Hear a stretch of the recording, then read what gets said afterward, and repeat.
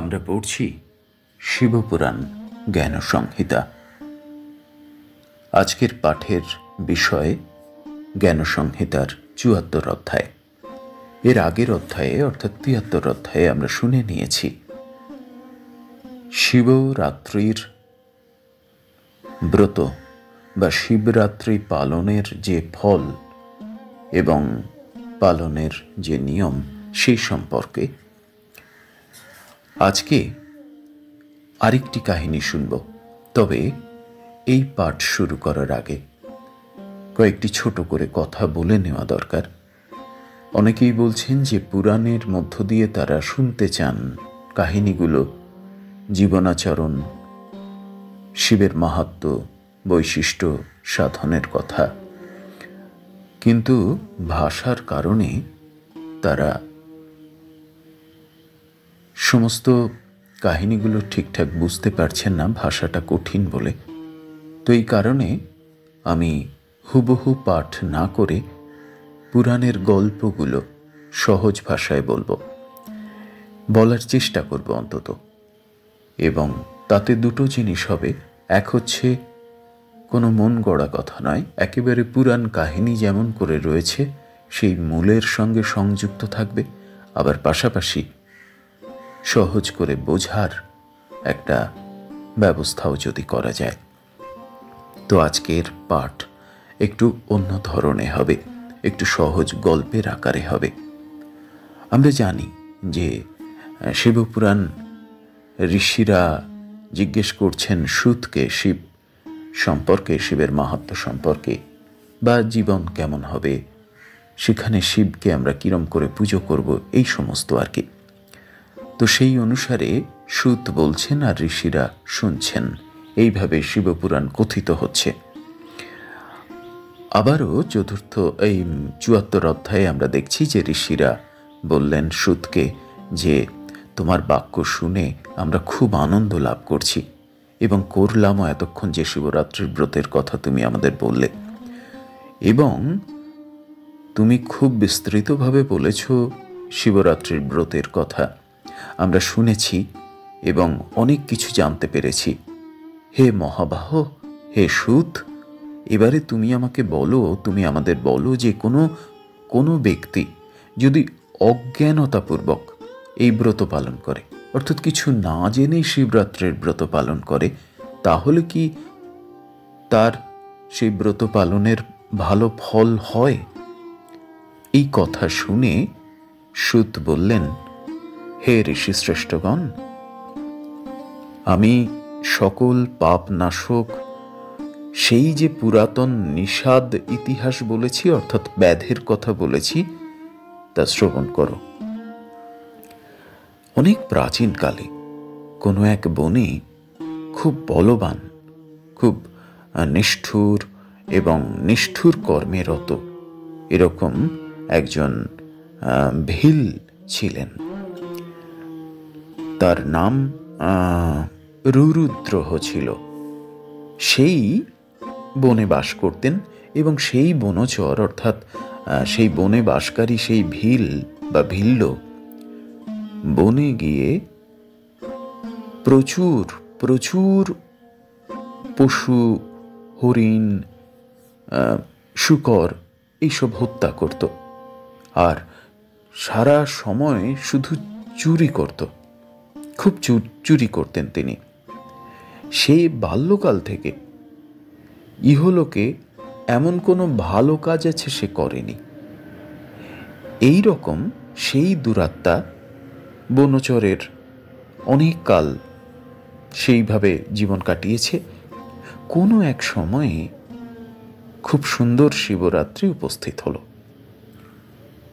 কিন্তু সেই চুরি করা, পশু হত্যাকারী, নির্মম, ক্রূর সেই ব্যাধ, দুরাত্মা ব্যাধ এই বিষয় কিন্তু জানত না, এই মহাব্রতের কথা জানত না, অর্থাৎ এই শিবরাত্রির ব্রতের কথা জানত না। ওই শিবরাত্রির দিনে সেই ব্যাধের, সেই ভিল্লের মা, বাবা এবং স্ত্রী এরা সকলে তার কাছে এলেন এবং বললেন যে তুমি অত্যন্ত খারাপ কাজ করছো এবং সেই খারাপ কাজ করে যে এরকম খারাপ দ্রব্য আনছো, খাবার এইভাবে নিষ্ঠুরভাবে চুরি করে আবার নিষ্ঠুরতার সঙ্গে যে খাবার দাবারের ব্যবস্থা করছো এবং আমাদেরকে প্রদান করছো, আমাদেরকে দিচ্ছ, আমাদেরকে পালন করছো,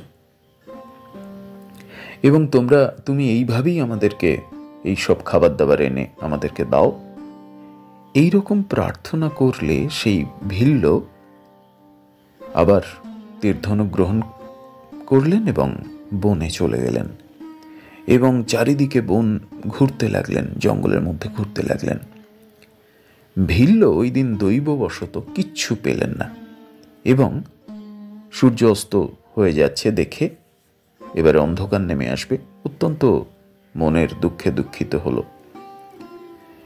সে তখন ভাবছে, আমি কি করি, কোথায় যাই, কোনো খাবার কিছু পেলাম না, গৃহে ঘরের মধ্যে বাচ্চা রয়েছে, সে খিদে কাতর হয়ে যাচ্ছে, বাবা মা রয়েছে, বৃদ্ধ বাবা মা, তার কি হবে, আমার যে স্ত্রী আছে তারই বা কি হবে, এই সময়ে আমার কিছু খাদ্যদ্রব্য নিয়ে তবে তো বাড়িতে যাওয়া দরকার। ভিল এই রকম বিবেচনা করে এই চিন্তা ভাবনা করছিলেন, করতে করতে এক জলাশয়ের নিকটে গেলেন। সেইখানে সে ভাবছে, এখানে কোনো না কোনো জীব নিশ্চয়ই জল খেতে আসবে। এইটা ভেবে সে সেইখানে জলাশয়ের ঘাটে, সেই পুকুরের বিরাট সেই পুকুরের ঘাটে একটা গাছের ওপরে উঠে বসে থাকল। যদি তৃষ্ণা পায়, এই শঙ্কা করে যদি পিপাসা পেয়ে যায়, খানিকটা জলও সঙ্গে নিয়ে নিল, আর ভাবছে যে কখন কোন প্রাণী আসবে আর আমি কখন বধ করতে পারবো। এরকম ভাবতে ভাবতে লক্ষ্য রাখছে যে সেইখানে কোনো কিছু আসছে কিনা। সেই সময়ে ব্যাধের খুব খিদে পেয়ে গেছে এবং রাত্রিতেও সে ওই শুধু জল খেয়ে ওই গাছে কাটিয়ে দিয়েছে। ব্যাধের সারা দিন কিছু খাবার জোটেনি, রাত্রিতেও কিচ্ছু খাবার নেই। প্রথম প্রহরে খুব তৃষ্ণায় ছাতি ফেটে যাচ্ছে। সেই সময়ে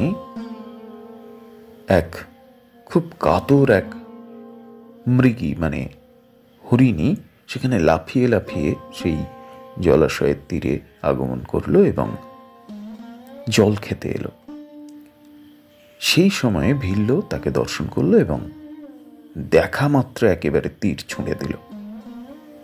হে পণ্ডিতরা, এবারে শোনো, বলি তোমাদের কি হয়েছিল।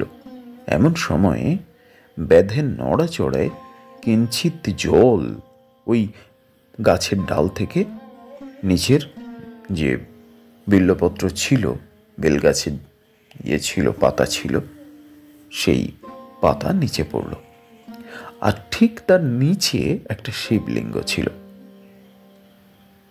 অতএব শিবলিঙ্গের ওপরেই সেই জল আর বেলপাতা পড়ল। এতে কি হলো, ব্যাধের অজান্তে শিবলিঙ্গের প্রথম প্রহরের পুজো হয়ে গেল। শিবের মহিমা এমন, ভিল্ল কিচ্ছু জানে না, কিন্তু ওই যে বেলপাতা আর জল পড়ল শিবলিঙ্গের ওপরে, তাতে ভিল্লের সমস্ত পাপ চলে গেল। তখন সেই হরিণী সেই শব্দ শুনে ভয়ে ব্যাকুল হয়ে গেল এবং ব্যাধকে দর্শন করে বলল, হায় রে, এবারে কি হবে, ব্যাধ তো আমাকে তীর ছুঁড়ে বধ করবে, হত্যা করবে, কি করব, কোথায় যাব। যা হোক, এক কৌশল অবলম্বন করতে হবে, এটা মনে মনে হরিণী ভাবছে। সে কি করল, এই রকম একটা স্থির করে ব্যাধকে বলল যে, হে ব্যাধ, তুমি কি করতে ইচ্ছে করছো এখন? এই কথা শুনে ব্যাধ বলল যে, আমার পরিবার ক্ষুধায় একদম খিদে কাতর হয়ে রয়েছে, অতএব তোমাকে হত্যা করে আমি তাদের কাছে নিয়ে যাব এবং তাদের খাবারের ব্যবস্থা করব। তখন সেই হরিণী বলল যে, এই বাক্য শুনে খুব আনন্দচিত্ত হলো, হর্ষযুক্ত হলো এবং বলতে লাগলো যে, হে ব্যাধ সত্যম, অতএব অর্থাৎ হে ব্যাধ শ্রেষ্ঠ, তুমি আমার এই বৃথা দেহের মাংসে যদি কারো সুখ হয় তো আমি ধন্য হয়ে যাব। এই ইহলোকে পরোপকারী ব্যক্তিদিগের যে পুণ্য জন্মে, কোন ব্যক্তি তাহা 100 বর্ষেও বলিতে সক্ষম হয় না। ওহো, আমার এই অসার শরীর সফল হইবে। অর্থাৎ বলছে যে ঠিক আছে, তুমি যদি তাই মনে করো তাহলে আমার এই যে এই কি আছে শরীরে তো কিছু নেই, এতে যদি কারোর খিদে মেটে তো মিটবে, আমার শরীর সফল হবে।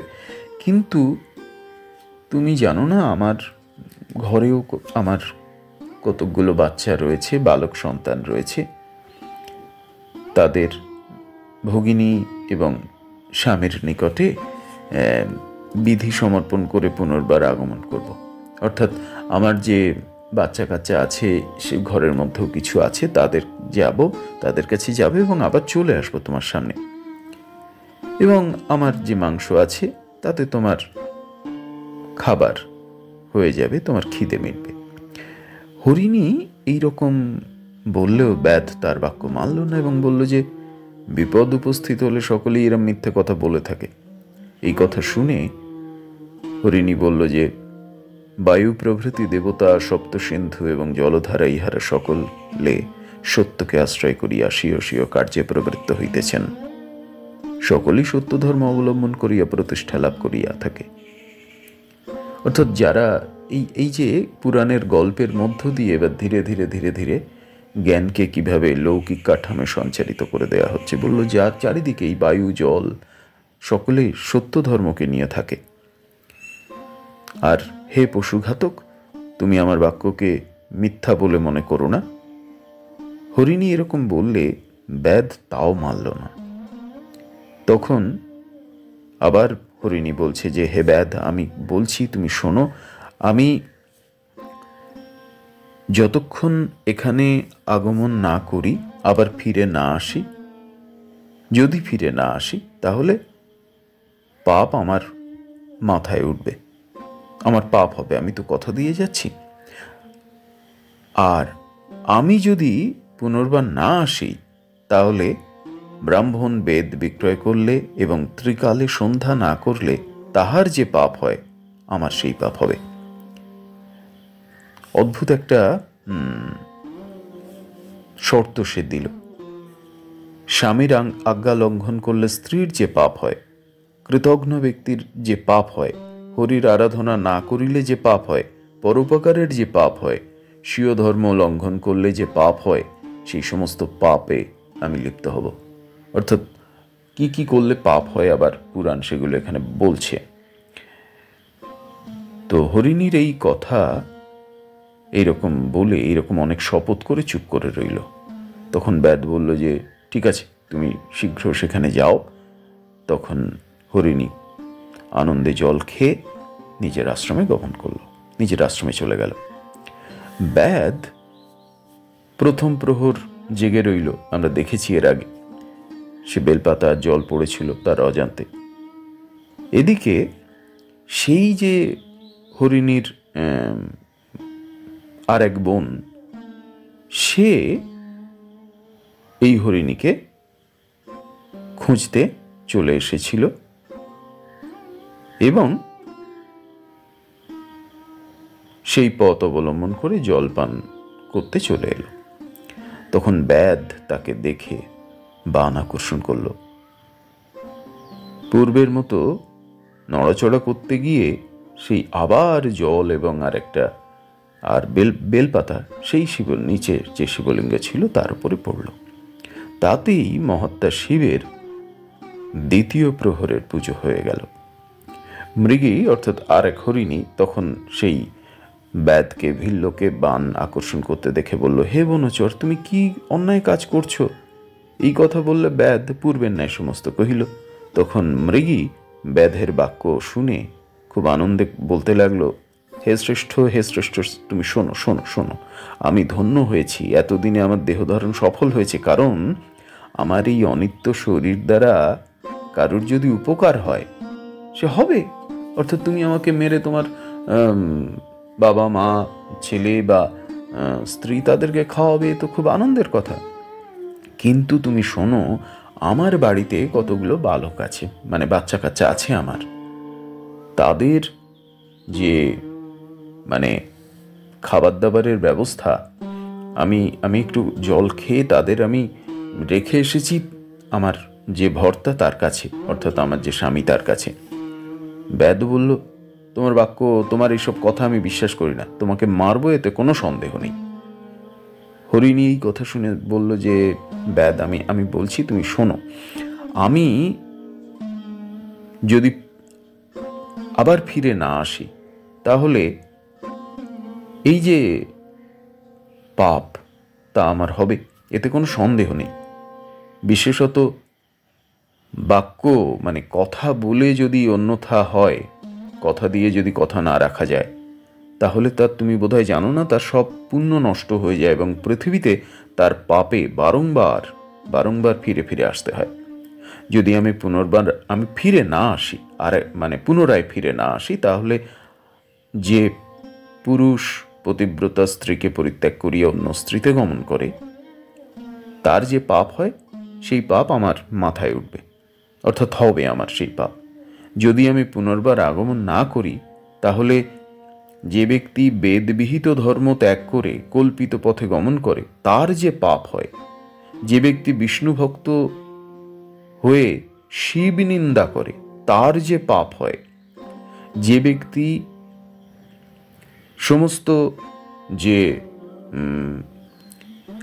সাংসারিক কর্ম না করে এবং সেবা না করে যে পিশাচত্ব পায় এবং শ্রাদ্ধ না করে কালক্ষেপ করে তার যে পাপ হয়, যে ব্যক্তি পরের দুঃখ উৎপাদন করে কাউকে বঞ্চনা করে তার যে পাপ হয়, সেই সমস্ত পাপে আমি লিপ্ত হব, তুমি নিশ্চিন্ত থাকো। ব্যাদ মৃগের এই কথা শুনে বলল যে, ঠিক আছে, তুমি যাও, তুমি কিন্তু আবার ফিরে আসবে।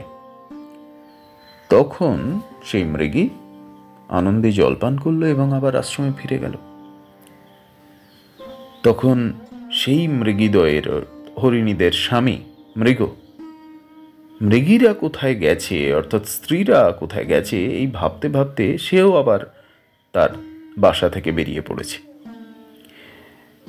তখন সুত আবার ঋষিদেরকে সম্বোধন করে বলছে, হে শুভগণ, ব্যাধের এই রূপে নিদ্রা ব্যতি রেখে দ্বিতীয় প্রহর গত হল।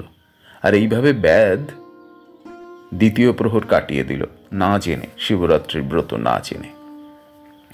পরে সেই হরিণ আবার এই জলাশয়ের পথে এলো। তখন ব্যাদ আবার সেই হরিণকে দেখে খুব আনন্দে একেবারে এই হরিণের ভাবতে লাগছে যে এই হরিণের শরীরে প্রচুর মাংস আছে, আমার একটা অনেক দিনের এই খাবার দাবার জোগাড়ের কাজ মানে সমাপ্ত হবে। এই রকম ভেবে ভিল্ল তীর যোজনা করল।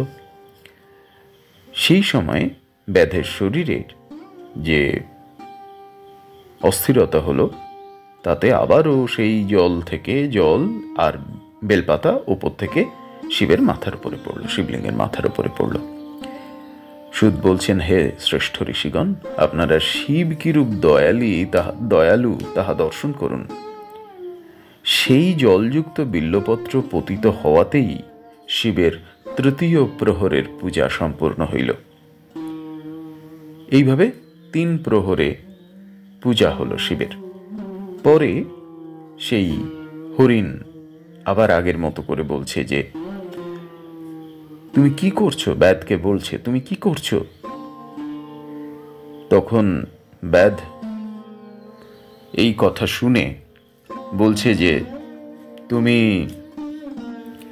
ব্যাদ তখন মানে হরিণজিই বলল যে, ঠিক আছে, আমি তো ধন্য হয়ে যাব, কারণ আমার শরীর সার্থক হয়ে যাবে তোমার যে বাড়িতে যদি তুমি আমাকে মেরে নিয়ে যাও এবং অন্যদের ক্ষুধা নিবৃত্তি করো।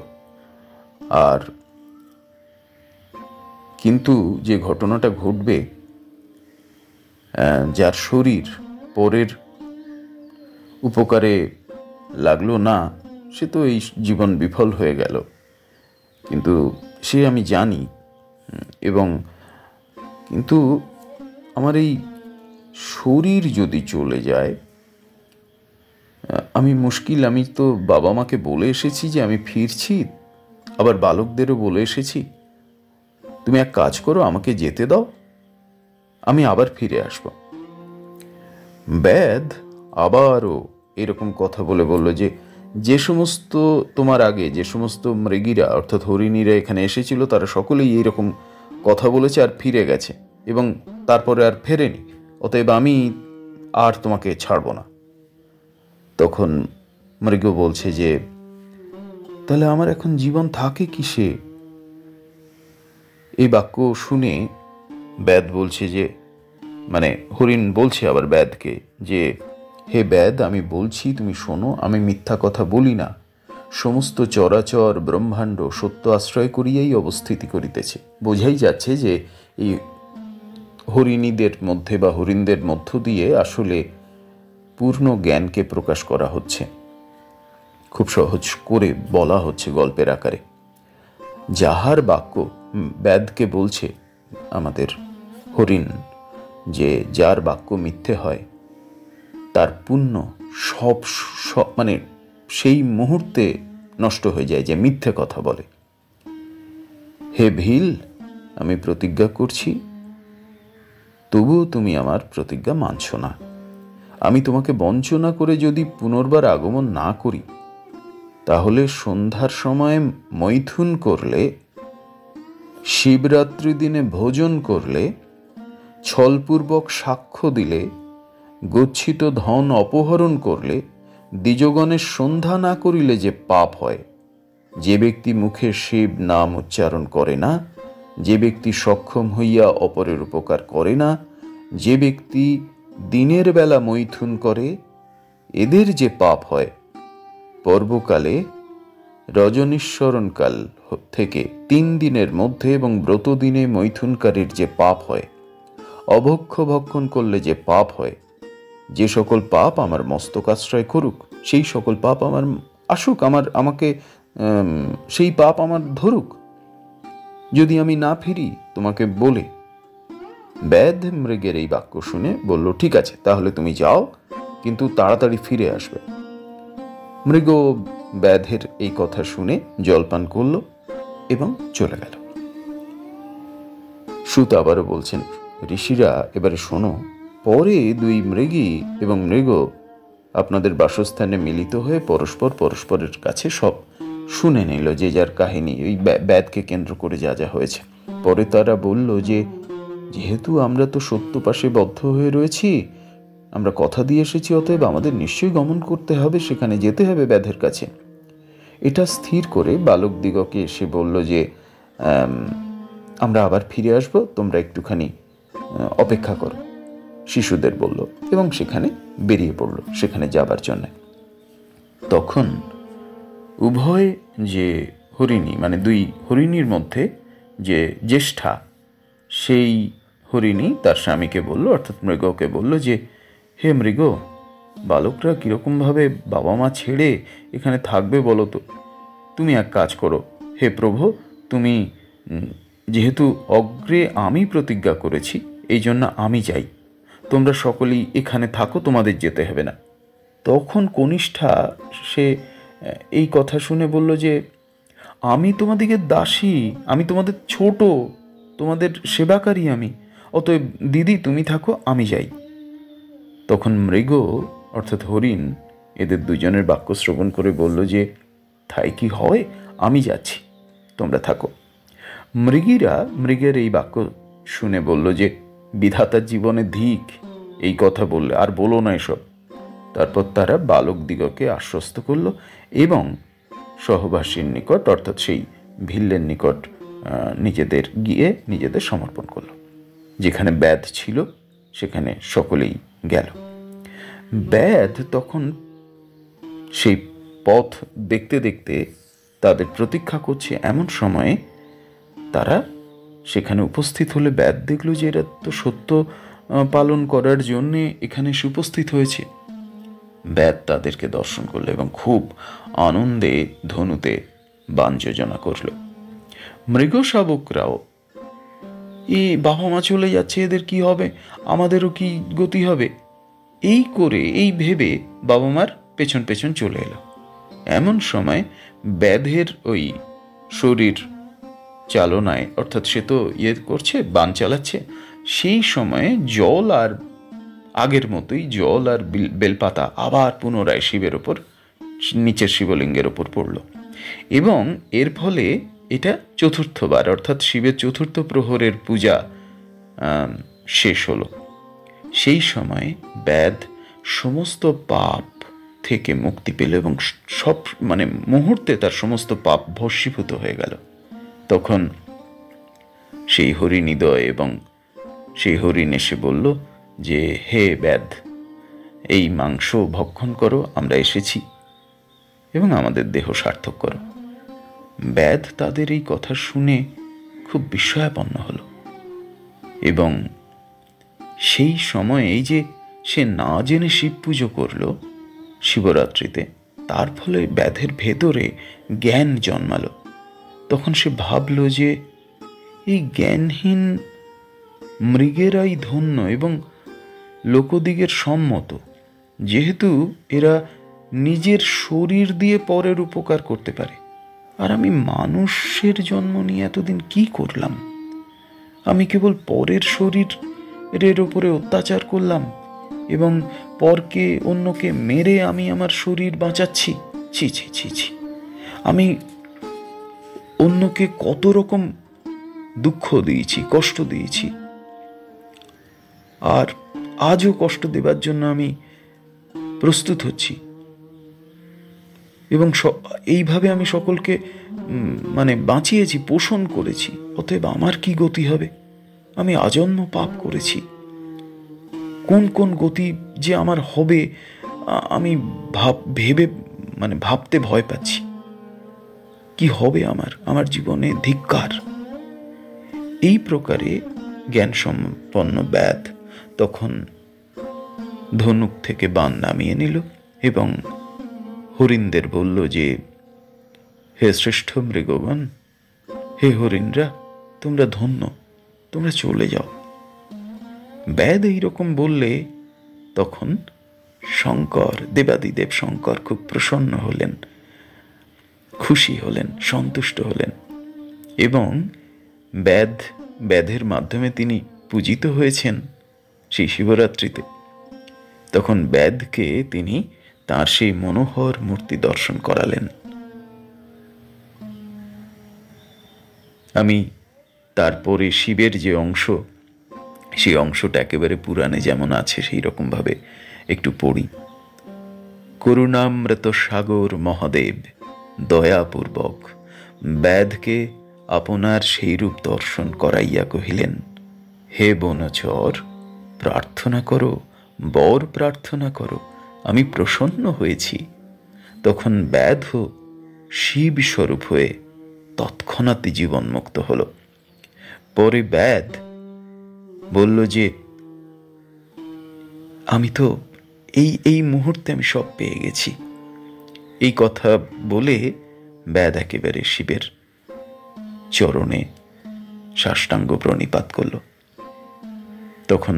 তখন শিব ব্যাধের গুহ এই নাম স্থাপন করলেন, গুহ এই নাম দিলেন এবং তাকে বর দিলেন, দিয়ে বললেন যে, হে ব্যাধ, শোনো, তুমি এক্ষণে মনের মধ্যে যে অভিলাষ করো সুখের, সেই সুখ তুমি ভোগ করো। তুমি রাজধানী ভোগ করো, তোমার বংশবৃদ্ধি হোক, আর তোমার বংশ দেবতাদেরও মাননীয় এবং চিরস্থায়ী হোক। হে ব্যাধ, দশরথ পুত্র শ্রীরাম তোমার গৃহে গমন করবেন, এতে সন্দেহ নাই। তুমি শ্রীরামের পূজা এবং তাঁকে ভক্তি করে সমস্ত মানুষ, পণ্ডিত ও মণিদিগেরও দুর্লভ মুক্তি প্রাপ্ত হবে, এতে কোনো সন্দেহ নেই। তোমার পুত্র পৌত্র প্রভৃতি সকলে আমার পূজাতে রত থাকবে এবং অতিশয় বলবান হবে। এমন সময়ে সেই মৃগেরা, সেই হরিণরা শিবকে দর্শন করে বালকদের সঙ্গে মৃগজনি ত্যাগ করত স্বর্গে গমন করলেন। মৃগেরা শিবের দর্শন মাত্রই দিব্যদেহ ধারণপূর্বক বিমানে আরোহণ করল এবং সংসার পাশ থেকে মুক্ত হয়ে স্বর্গে চলে গেল। এই রূপে অর্বুদাচল নামক পর্বতে ব্যাধেশ্বর শিবের আবির্ভাব হল। হে প্রধানতম ঋষিগণ, তৎপরে ব্যাধ সেই দিন হইতে উত্তম রূপে ভোগ্য সকল উপভোগ করত শ্রীরামচন্দ্রের কৃপায় শিবের সাযুজ্য প্রাপ্ত হলেন। অতএব বোঝাই যাচ্ছে যে অজ্ঞানতা নিয়ে শিবের পূজা করলেও শিবের সাযুজ্য প্রাপ্ত হওয়া যায়, শিবের চরণে ঠাঁই পায় মানুষ। ভক্তিপূর্বক এই যে ব্রত, সেই ব্রত করলে যে শিব হবে, এতে আশ্চর্য আর কি। না জেনে যদি এই ফল হয়, তাহলে জেনে যারা শিব পূজা করছেন বা শিবরাত্রির ব্রত পালন করছেন, তাদের কি মাহাত্ম্য হতে পারে? সমস্ত শাস্ত্র আলোচনা, অনেক ধর্ম অনুষ্ঠান, নানাবিধ ব্রত, নানা তীর্থে গমন এবং নানা প্রকার বিচিত্র বস্তু দান করলে যে সকল ফল হয়, শিবরাত্রিতে শিবরাত্রি ব্রত পালন করলে তার তুল্য ফল হয়ে থাকে। অতএব হিতাকাঙ্ক্ষী মানুষ এই সকলে এই মঙ্গলজনক ব্রত করবে এবং তাদের করা কর্তব্য। এটা বলছেন স্বয়ং সুত শিবপুরাণের জ্ঞানসংহিতার ৭৪ অধ্যায়ে। তিনি শেষে বলছেন, হে শ্রেষ্ঠ ঋষিগণ, আমি এই সমস্ত কহিলাম, আমি তোমাদের বললাম এই সমস্ত কথা। পুনর্বার ইতিহাস চলে, অর্থাৎ পুরাণ কাহিনী অনুসারে পাপনাশক আরো যে উৎকৃষ্ট ব্রত কথা আছে সেগুলো আমি বলছি, তোমরা শোনো। এইখানে শেষ হচ্ছে জ্ঞানসংহিতা ৭৪ অধ্যায়। ওম নমঃ শিবায়।